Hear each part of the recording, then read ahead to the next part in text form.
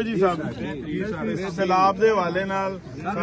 ਸਾਡੇ ਰੈਸਕਿਊ ਦੀ ਟੀਮਾਂ ਸਾਡੇ ਜਿਹੜੇ ਜਿਵੇਂ ਡੀਸੀ ਸਾਹਿਬ ਨੇ ਸਾਡੇ ਏਡੀਸੀ ਜੀ ਨੇ ਅਸਿਸਟੈਂਟ ਕਮਿਸ਼ਨਰ ਵਗੈਰਾ ਸਾਰੇ ਇੱਥੇ ਜਿਹੜੇ ਅਮਲਾ ਸਾਡਾ ਕੰਮ ਕਰ ਰਿਹਾ ਹਕੂਮਤ ਦਾ तमाम ਤੇ ਉਸ ਹਿਸਾਬ ਨਾਲ ਤੁਸੀਂ ਸਾਰੇ ਸਮਝਦੇ ਹੋ ਕਿ ਕੰਮ ਠੀਕ ਹੋ ਰਿਹਾ ਜੀ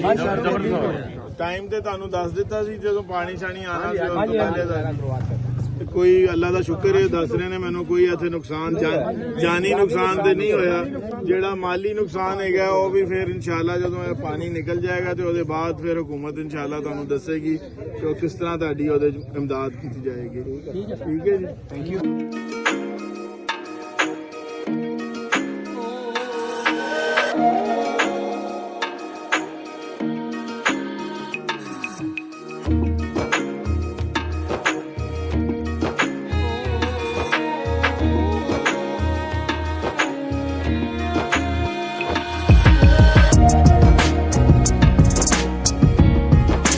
ਪੰਜਾਬ ਨੂੰ ਜਦੋਂ ਵੀ ਪਾਣੀ ਮਿਲਿਆ ਹੈ